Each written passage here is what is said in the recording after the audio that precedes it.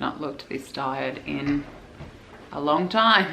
Hi guys, this is a bit of a new location and one that I never expected to be filming in. I'm sitting in a very large house in Massachusetts that is now my home. As many of you know by now, I'm here taking care of my dad, who is in the late stages of terminal cancer. We are really towards the end of his life. I'm here with my sister and her husband, who got here, I'd say a week ago, but I don't really even know what day today is. It's hard to keep track, but I think it was about a week ago, helping to take care of him. And this is a home we are bringing him to very shortly because it has disabled access. He's no longer very mobile. He's in a wheelchair most of the time. And he has a shower here he can roll straight into, whereas most houses in this part of the world are very old and you have to step into tubs and there's no ramp access, whereas there is here. There's a big ramp for him. We can get him out onto the deck. He hasn't been out in the sunshine for almost 3 months, and I will be damned if I let my father die without getting the sun on his face again. This is without a doubt the hardest thing I have ever done or been through.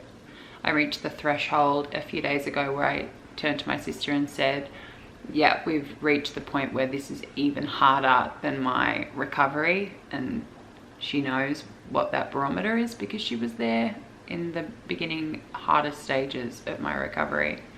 There was a lot of stuff that I expected, like the taking care of him part has actually not been the hardest part at all. It's been incredibly confronting. If you can imagine someone who can't really do anything for themselves, there's every facet of taking care of him that my sister and I do.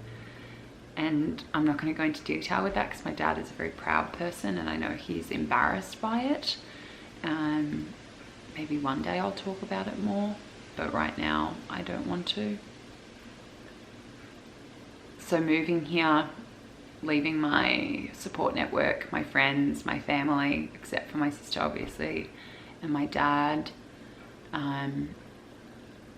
leaving my apartment, my home, what's familiar to me. It's been really hard to navigate America in something other than a holiday sense. It's very different holidaying somewhere than it is living there.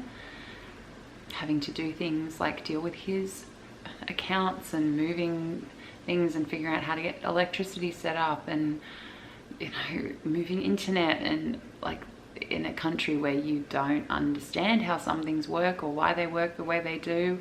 The garbage is probably the most confusing thing on the planet.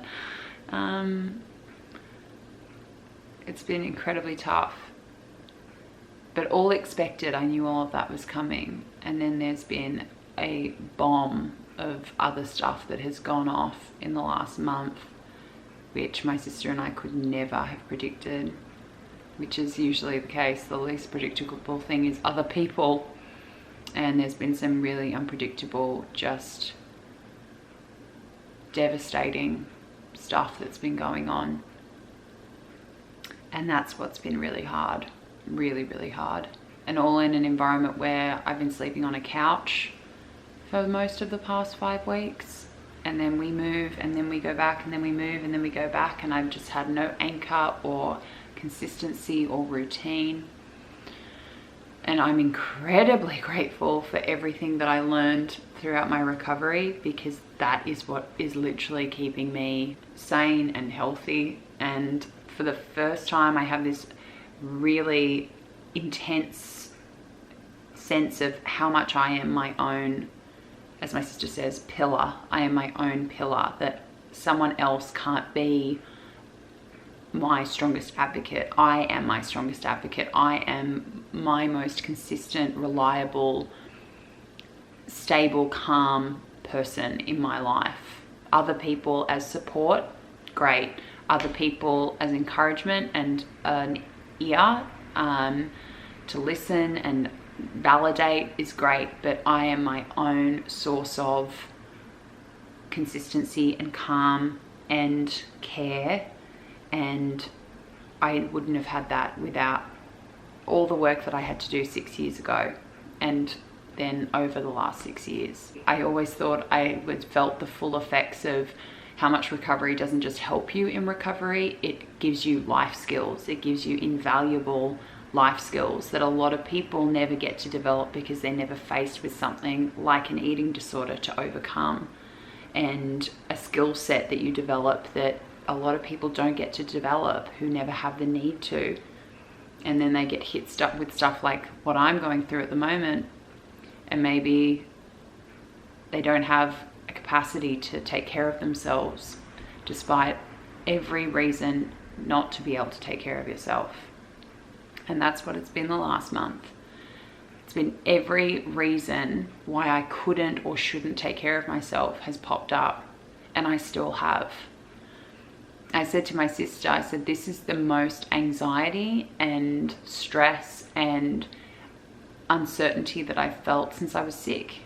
That's the truth. I have way better ways of dealing with that now. I seek help, I talk to people, I create my own sense of structure and consistency. I give myself boundaries, I protect my boundaries. That's been something which has been really tested the last month, has been I've had to allow people to walk all over my boundaries for the sake of someone else. That's been really hard, and I've put a stop to that because I can't do that anymore, because I had learned too intensely from my eating disorder that that is not akin to healthy mental well-being or being able to take care of yourself. I want to share this stuff, even though it's not all upbeat. It isn't, and the next however long we are still caring for my dad and going through all the other stuff and dysfunction that is permeating everything at the moment. It's not going to be pretty. In fact, it's just going to get worse. That's what happens with cancer. But I don't want to be somebody who shuts off the camera and doesn't talk about real life stuff after you've recovered. I have recovered from my eating disorder, and that makes surviving this possible. That makes never using toxic, terrible coping skills again possible. And I have such a deep appreciation for all that work that I did all those years ago, because it is keeping me together now. But I don't want to just represent success and love and happiness and that life is just easy after you're recovered. That's not true. People will pass away. Tragedy will happen. Your life may be uprooted. There will be disappointments, possibly heartbreak. And recovery is not the aim of helping you avoid those things. Like the eating disorder promises you, I can help you actually avoid these things. You don't have to feel bad things. You don't have to be sad or heartbroken or feel loss or grief or devastation. Recovery is telling you the truth that you can't avoid those things.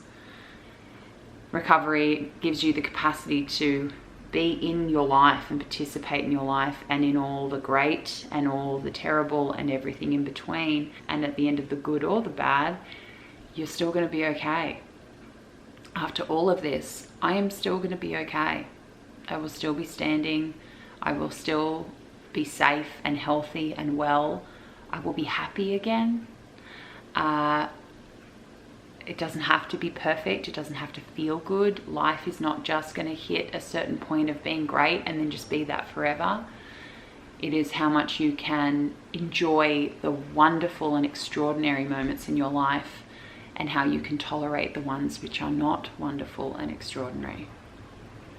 And right now I'm in a tolerating things being just really not fantastic or easy or happy.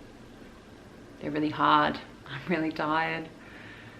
I feel very far away from home, far from my loved ones, scared for what's coming, sad for how I know I'll feel when, he's not here anymore. But that's okay. It's life. Life will be good again. I will be grateful for having made it through everything I've made it through to be happy again. and then another bad patch will hit, and I'll be grateful that I have so much evidence to say that I can survive it, and that I'll be happy again. And then I will be happy again, and then round and round and up and down we go. And all the while I will have myself and everything I've learned and practiced, and I will have others. I will have support and love, and I'm very lucky in that sense. I've been terrible at getting back to my friends. Any of you who are watching this, I miss you guys so much. One of my best friends, Josie, had a baby just before I left. You guys who have been around for a while know Josie and I have been friends for 26 years. And it's weird to me that she has a baby because we're still 5, and so that can't be legal, because in my mind we're still 5-year-olds, and 5-year-olds shouldn't be having babies. But she isn't. She's actually older than me. She's 32. We're not 5, Mia. We're adults now. And I didn't get to meet her, and I haven't had time to speak to her, and that's what I've got to do more of. I've got to, you know, get back in contact with people back home, tell them what's going on, and, you know, bring that support into my world and feel that connection to home strengthen a bit more. It's a weird thing because it's like you sit in all of this stress and devastation and sadness, and you just go, gosh, one day I'm going to be home, and I just want to be home. And then you feel bad because I've got this limited time left with my dad, which I cherish every second that I get with him. And then you feel guilty for thinking about wanting to be home, because being home will mean that he's gone. All pretty normal stuff with grief, I think, guys.